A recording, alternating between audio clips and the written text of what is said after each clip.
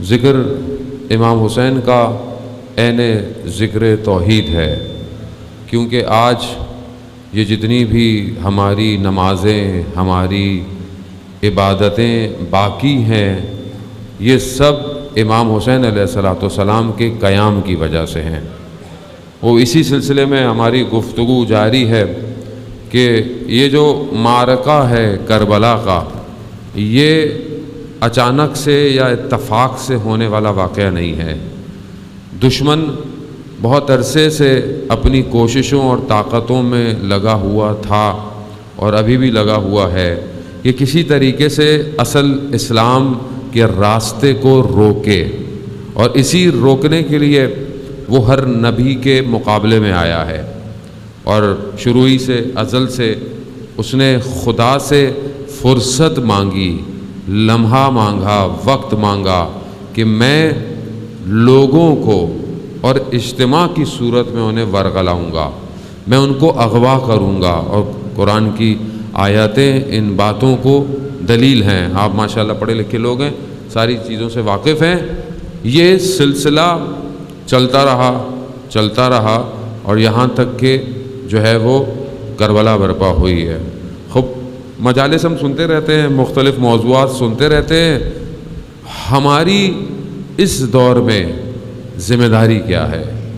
ہم کربلا سے کس طرح اپنی زندگی کے لیے درس لے کر اٹھیں؟ خوب نعرہ تو ہم بہت مارتے ہیں، اے ہماری درسگاہ کربلا کربلا، لیکن پریکٹیکلی ہم کس طرح اپنی زندگی میں عمل کریں؟ عزیزان محترم، جب پروردگار انسان کو خلق کیا تو اس کی خلقت کے ساتھ خدا نے خلق کیا، مومن کو خلق کیا، کافر کی روحوں کو خلق کیا، سب کو خلق کیا، وعدہ بھی لیا کہ ہے الستو میں تمہارا رب کا۔ جو روحیں پاک تھیں انہوں نے اقرار کیا اور عہد کیا کہ ہم خدا کی مدد کریں۔ خوب، یہ جو خدا نے مومن کو جب خلق کیا تو اس کی طینت میں کفار کی خصلتوں کو ملایا۔ کفار کی جو خصلتیں ہیں، خوب انسان غلطی کرتا ہے، برے کام کرتا ہے، مومن کرتا ہے کہ نہیں کرتا؟ خدا نہ خواستہ میں آپ کو نہیں کہہ رہا کہ آپ بولیں کہ ہمیں مولانا صاحب کہہ رہے ہیں کہ نہیں، انسان، میں اپنے آپ کو کہہ رہا ہوں، میں خوب انسان سے غلطی ہوتی ہے، کوتاہی ہوتی ہے۔ وہیں پر خدا نے جب کفار کو خلق کیا تو اس کی طینت میں اچھی خصوصیات کو ملا دیا۔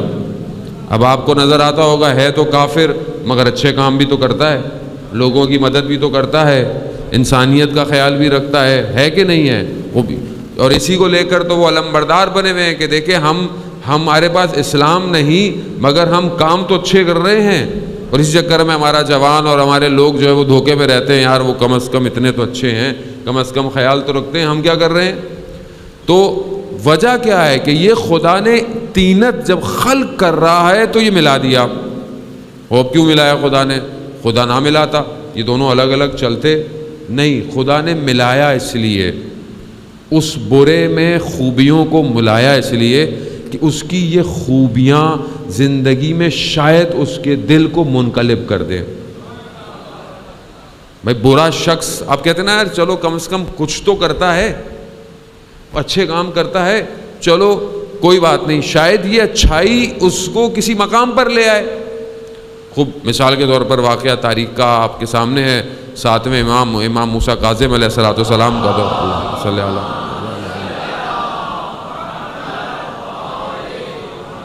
امام کا دور ہے، امام گزر رہے ہیں، امام نے گھر میں سے دیکھا کہ گانے کی آوازیں ہیں، رقص کس طرح کی آوازیں آ رہی ہیں، تو وہ کنیز باہر کچھ کچرا پھینکنے کے لیے باہر آئی، تو میرے مولا نے اس سے پوچھا کہ یہ گھر کس کا ہے، آزاد ہے یا غلام ہے؟ تو کہا کہ آزاد ہے۔ کہا اگر غلام ہوتا تو ایسی زندگی نہ گزار رہا ہوتا۔ اب جب اس نے سنا، جب وہ پہنچی تو جو اس کا آقا تھا اس نے بولا دیر کیوں ہوئی؟ کہا ایسا ایسا ہوا، امام گزر رہے تھے، انہوں نے مجھ سے پوچھا تو میں نے کہا کہ آزاد کا گھر ہے۔ امام نے کہا اگر غلام کا گھر ہوتا تو ایسا نہ ہوتا۔ اب اس کی طینت میں کہیں کوئی خوبی تھی، کہیں کوئی خوبی تھی تو اسی حالت میں بھاگا، بشر حافی کا واقعہ ہے. اسی حالت میں بھاگا، ننگے پاؤں بھاگا اور جا کر امام کی خدمت میں جا کر جو ہے وہ پاؤں میں پڑ گیا اور مولا سے معافی مانگی اور ایک بہت عالم دین بن گیا.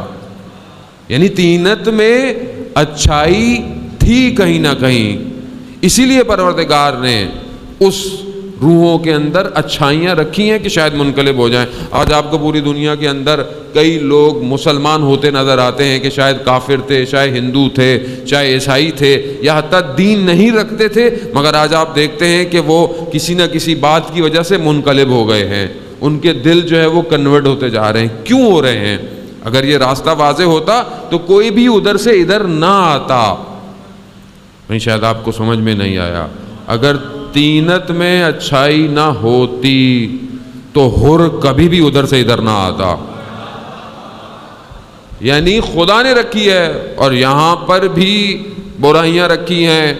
کیوں رکھی ہیں؟ ہمارا امتحان لے پروردگار کہ یہ ہر حالتوں میں جب شکنجے کی حالت میں پڑتے ہیں برائیوں کی طرف پلٹتے ہیں یا مجھے یاد کریں گے. خوب یہ دو ڈفرنٹ قسم کے ایسے نظریات نہیں ہیں، یہ باقاعدہ دو بلاک ہیں جو انسان کی خلقت سے ایک دوسرے کے ساتھ لگے ہوئے ہیں، اور یہ ہمارے وجود کا خاصہ ہے. وہ مومن سے غلطی ہوتی ہے، مومن گناہ کرتا ہے. کیوں کرتا ہے؟ کیونکہ اس کے تینت میں چیزیں مخلوط ہیں. عزیزان محترم، وہ پروردگار سورہ انفال کی آیت نمبر 37 کے اندر بھی یہی فرماتا ہے کہ یہ جو کافر ہیں، یہ جو منافق ہیں، یہ بھی نفاق کرتے ہیں، یعنی پیسہ خرچ کرتے ہیں. اب آپ ہر پیسہ خرچ کرنے والے کو اچھا مت سمجھا کریں کہ ہاں بہت پیسہ خرچ کر رہا ہے، بہت یہ کر رہا ہے، بہت وہ رہا ہے، لیکن اس کا مقصد کیا ہے یہ بہت مہم ہے کہ وہ پیسہ خرچ کیوں کر رہا ہے. تو قرآن کہتا ہے کہ یہ پیسہ خرچ کرتے ہیں مگر کیوں؟ یہ اللہ کا راستہ بند کرنا چاہتے ہیں، یعنی یہ خدا کا راستہ بند کرنا چاہتے ہیں.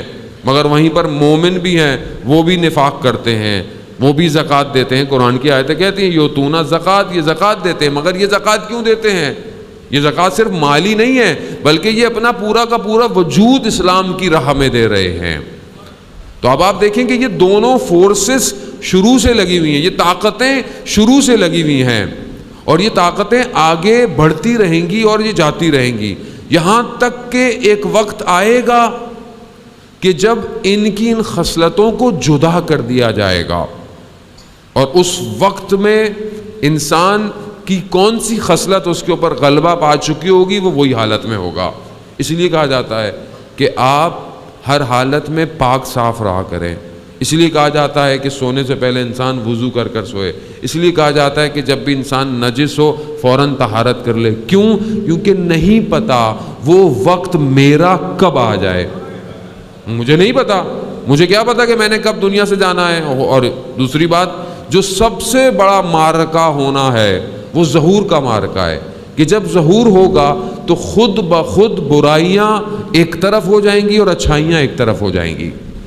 اور آپ نے روایات میں پڑھا ہوگا کہ ایسا بھی مقام آئے گا کہ کچھ لوگ جو شروع میں امام کی رکاب کی طرف بڑھ رہے تھے اچانک سے وہ امام کو چھوڑ کر سامنے چلے جائیں گے. یہ کیسے ہو جائے گا؟ مطلب آپ کے تصور کریں گے یہ کیسے ہو سکتا ہے کہ بھئی پتہ ہے کہ امام، پتہ ہے انتظار کر رہے ہیں، جانتے ہیں، لیکن امام کو چھوڑ کر کیوں جائیں گے؟ کیونکہ اندر جو بری صفتیں تھیں وہ غلبہ کر چکی ہوں گی. اس لیے تو مجلس ہے، اس لیے تو عزاداری کا سلسلہ ہے کہ وہ جو خصلتیں ہمارے اندر آ رہی ہیں ہم ان کو اس مجلس سے صاف کر کر باہر جائیں.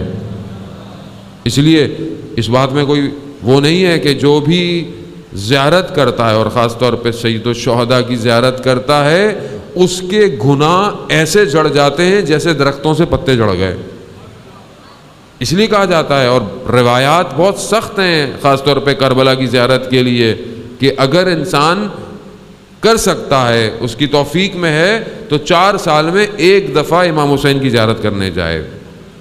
اور شخص آیا امام کے پاس، امام نے پوچھا کہ تم ہمارے جد کی زیارت پہ جاتے ہو ہفتے میں؟ کہا مولا نہیں. کہا مہینے میں؟ کہا نہیں. کہا سال میں؟ کہا مولا دور ہے، آسان نہیں ہے جانا. کہا تم اگر کھلے آسمان کے نیچے جاؤ اور اپنے آپ کو رخ کرو کربلا کا اور 3 دفعہ کہو صلی اللہ علیہ کا یا ابا عبداللہ، صلی اللہ علیہ کا یا ابا عبداللہ، صلی اللہ علیہ کا یا ابا عبداللہ، تمہاری زیارت قبول ہو جائے گی۔ یعنی ہمیں انہوں نے اتنا آسانی دی ہے۔ کیوں دی ہے عزیزان محترم؟ کیونکہ وہ ہماری خلقت سے واقف ہیں۔